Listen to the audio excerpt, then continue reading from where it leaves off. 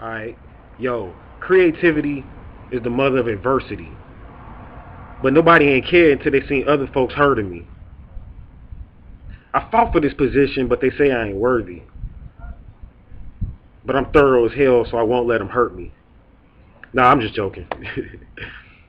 13signsastrology.com. On this episode, I am going to talk about, a little bit of opposition and, a little bit of what you experience when, you decide to be an artist.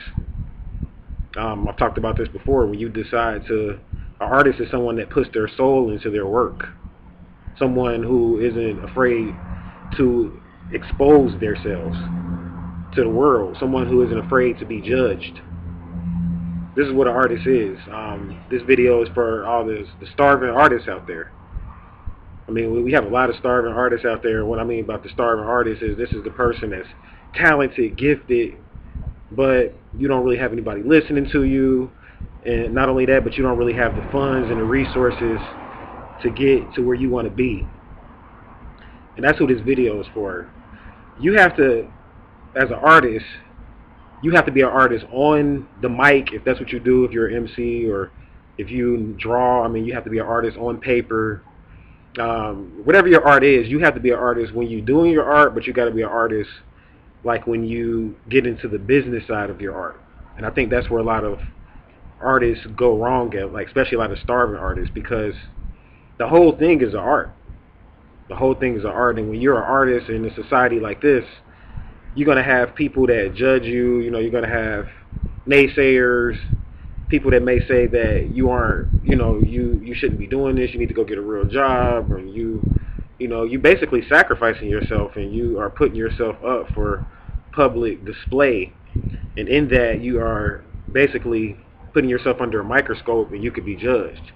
So you got to use creative tactics when you're an artist. You have to always, as an artist, you have to always remember you got to think outside the box.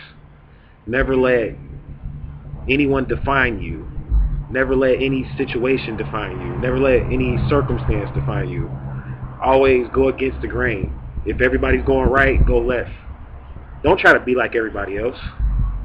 And that's where people go wrong at, because, we got the television, we got YouTube, we got all these different outlets for you to expose your art on.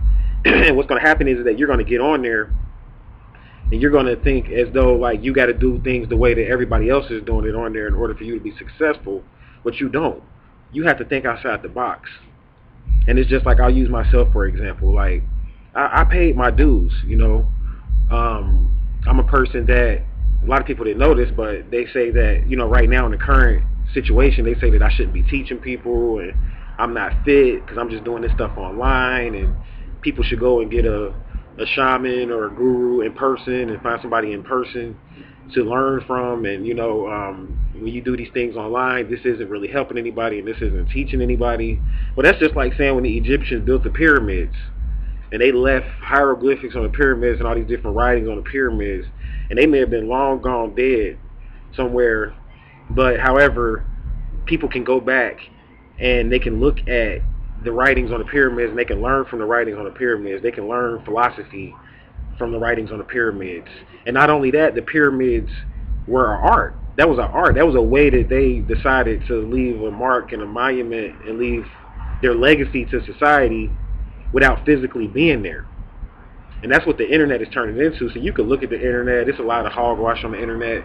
It's a lot of people, you got agents and provocateurs on the internet and things of that nature. So you're going to have a lot of bullshit, on the internet. And a lot of people, they can't look past that. So that's why, like, on some videos, you'll see me, like, we'll leave the comments open, and on other videos, we don't, because some videos, it's, like, really about you listening to the message. And it's getting past all the comments and bullshit. Because when the Egyptians built the pyramids, they didn't have anywhere for you to leave comments. They couldn't be rated. They couldn't be judged. So that's, how I demonstrate my art. Like, I'm a person that, I've been very creative. I'm a person that has taught people physically. I'm a person that has helped different mosques. When I was traveling in my travels in the NOI, and I was in the NOI, which is pretty much a group that propagates Islam here in North America, and I helped and aided, them to build up successful mosques. I know what it's like to be up under somebody and to take orders from somebody. I know what it's like to be a subordinate. I've worked under people as well as led people. So, I've paid my dues. I'm a person that I went to school for marketing. And when I went to school for marketing, I thought that I was going to school to learn like business and, things of that nature. And once I started studying marketing, I found out that that's more of that's a creative field, being in marketing. And I'm just giving you a little bit of background about me, about how I got here. So marketing, that's more of like a creative talent that people have in marketing. People that are in marketing are actually, they don't tell you this, but they're using the occult. They're using symbolism, because the occult is based on symbolism, and they're using symbolism to attract you to different products, services, things of that nature that they may be offering. So I'm a person that I believe ultimately consciousness is an art. Consciousness is, it's a science, but to me science is art, because science would be nothing without people demonstrating the art. It's just like I was chilling today, and I was sitting up watching some National Geographic, and I was watching a particular episode about geniuses. And I want to do a video on geniuses, and I'll do that at another time, but I was watching the episode about geniuses and how these particular geniuses took ideas and they invented things that weren't here in the public, and they brought ideas that were essentially in their head and they made them real in public. And I didn't realize how much controversy and how much bullshit geniuses go through and geniuses went through to get their art out. And a lot of them, they used science and they were scientists, but they had to be artistic in applying the science. Like for instance, the one that stuck out to me was the episode about the Wright brothers. And the Wright brothers, they were geniuses. And they went up against, and they had opposition. And they invented, they were the first in flight. They were the first to aviate an airplane.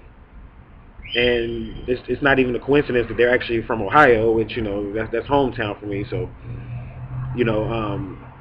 cats in Ohio be like creative as hell in general anyway. And and this was like back in the 1900s or whatever. So, you got these geniuses that essentially saw an idea, saw a bird flying, and from seeing that bird flying, they decided that they wanted to create the airplane. Now, little did they know that this was already something that was created, actually, because actually the science of the airplane was created back in the Egyptian times, or the science of helicopters even, or the science of flight in general, was demonstrated back in the Egyptian times and was given to the Egyptians by what they called the gods or the extraterrestrials during that time. And they have writings and left markings on pyramids proving this. But the Wright brothers, I don't know if they knew about this or if they were involved in cult orders back then or not. But at the end of the day, it wasn't nobody flying in America. And don't get me wrong, you had the Germans were flying during that time too, because in Germany, you got to remember, they're into the occult. So like Adolf and Hitler and them, they was a part of the Theosophical Society, which is like a whole nother society or whatnot.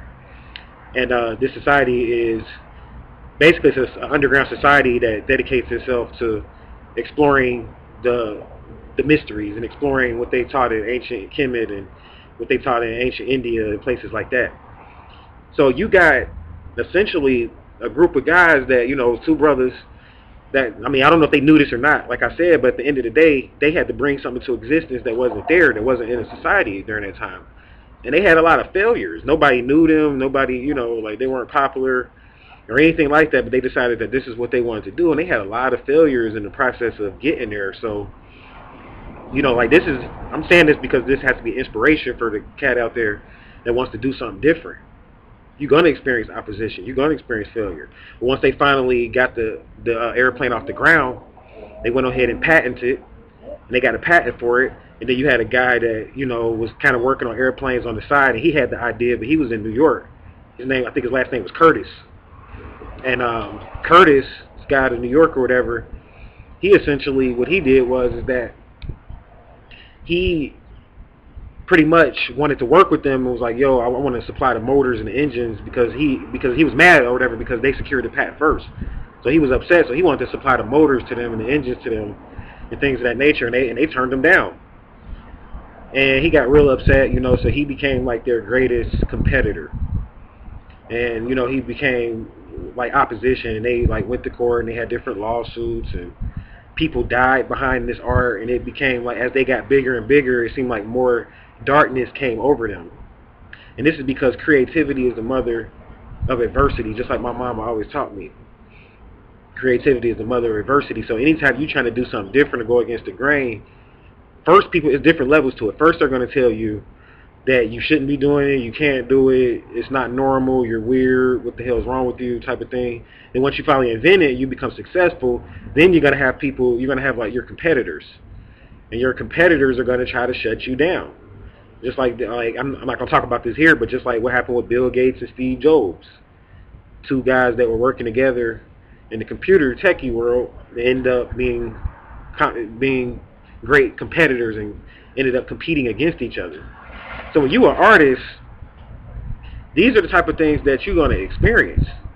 I got people, that say that, they see all the views and the clicks on the channel, and they're like, damn, man, you got over 2-3 million views or whatever, and this, that, and the third. And, they try to tell me how to run the channel, tell me I'm not doing this right or not doing that right. But at the end of the day, I'm like, where's your channel? What are you doing? Why are you putting so much energy into judging me? Why don't you go out and create and do something on your own?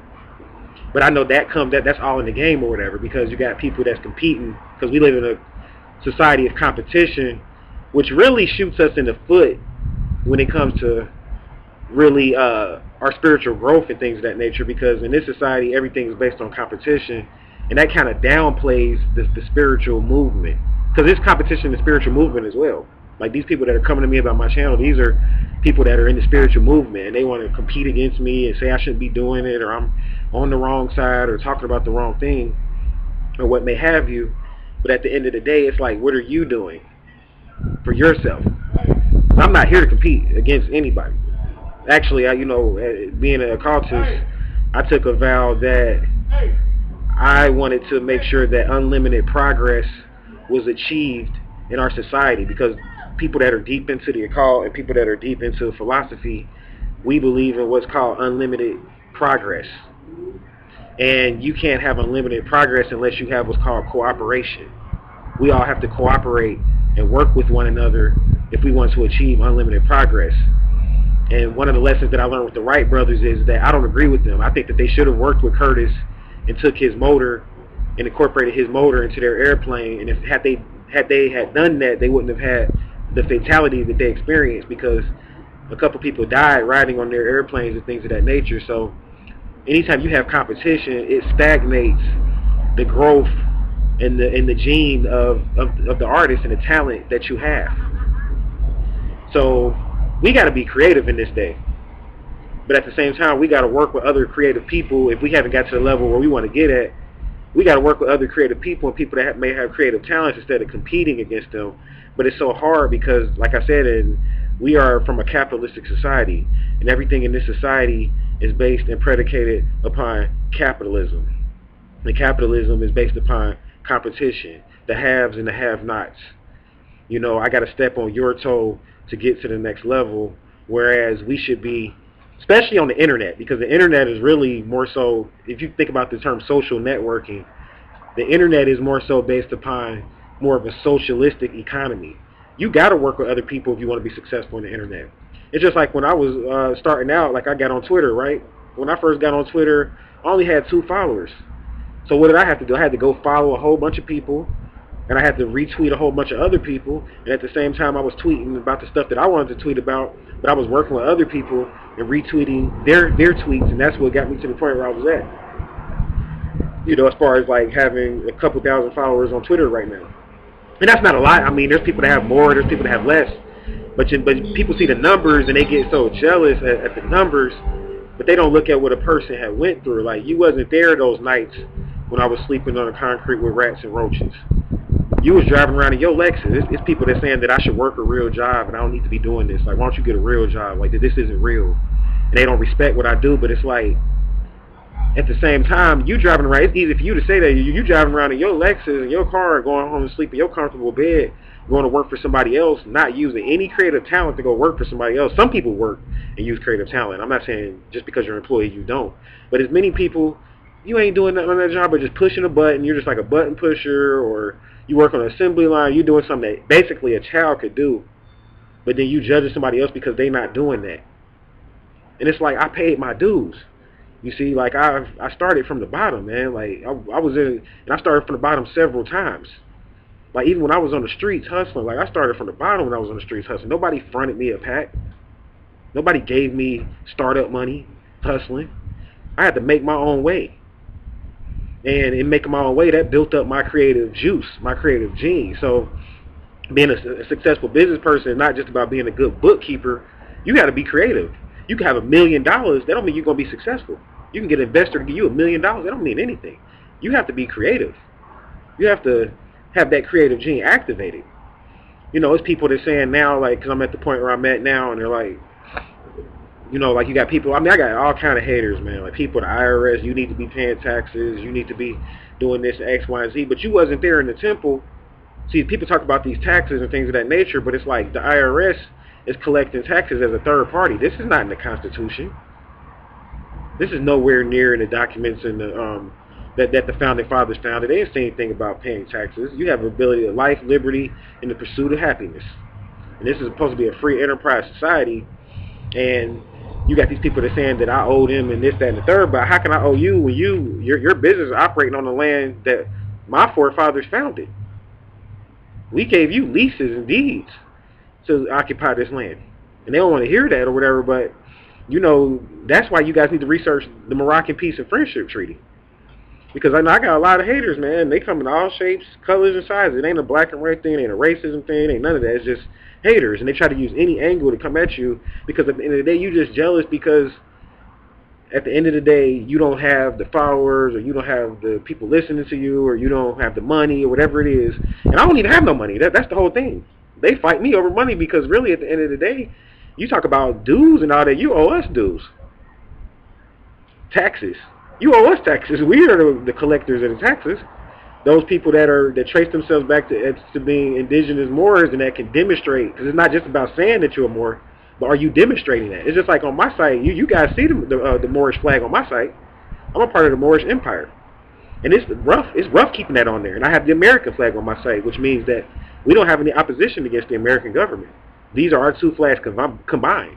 We gave the Europeans that came to this land, occupied this land, we gave them that flag and we gave them the right to practice to practice their religion and bring their religion to this land or whatever. So we don't have anything against your religion, but it's when you try to take over and stop our religion, make us look like terrorists, that's where the problem comes in. I mean, you got this thing, they talking about Jay, him, and aliens and people that are illegal aliens and things of that nature, but it's like, how can you call us illegal aliens when we've been occupying this land before you got here?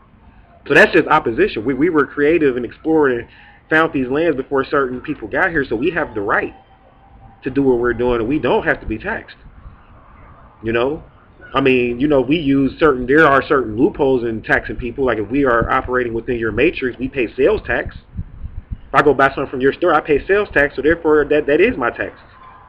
You see, like for instance, myself, since we live in this free enterprise society, every time I go in a store, people get behind me because I get royalties. You see? So people get behind me in line and stuff like that and buy things behind me because I'm buying things from the service or corporation that's a part of the corporate U.S. So therefore they have the right to tax me by getting behind me and making purchases so that'll take away from the royalties that I'm owed. And that's cool. I don't have no problem with that. So you do your thing. That's how you operate. I'm going to continue to do my thing, but don't try to tell me I need to shut down my channel and I don't need to have my channel and all of that because it won't stop. And you can't tell me that what I'm doing is not spiritual just because I'm online doing it. Spirituality is linked into art. You can't be an artist without being spiritual. You can't be a scientist without being an artist. You can't be a scientist without being spiritual. We read about people like Nikola Tesla. He was spiritual. He was experimenting with spiritual energy. These people are spiritual, so don't let anybody tell you that just because you may have a following online. There's other people that may have followers online, people listen to them online, or you maybe have a ministry online that you're not helping people and you're not affecting people, but yet and still these same people go and they listen to, these Christian evangelists on TV, on the television, and you listen to them, and you listen to your favorite person on TV, and you listen to your favorite artist on the radio, but then you saying I'm not affecting people. And what I'm doing is not relevant, and I should have a following and teach people in person. But you wasn't there. I paid my dues. You wasn't there like when I was sleeping in the rain, sleeping in the middle of Stone Mountain somewhere, sleeping in the middle of Inman Park somewhere. You wasn't there when I was down in Miami and down in Orlando and places like that. You wasn't there when I only had one person listening to me.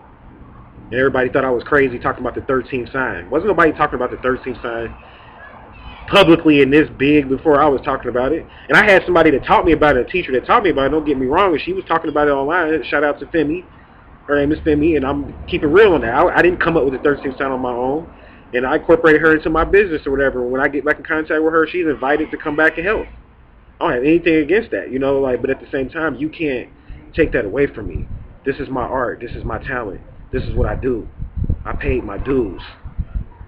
So I feel like I needed to put this out, because a lot of videos I put out is just, instead of like getting all mad and holding back energy and things of that nature and not saying what I really feel, I'm going to say what I feel.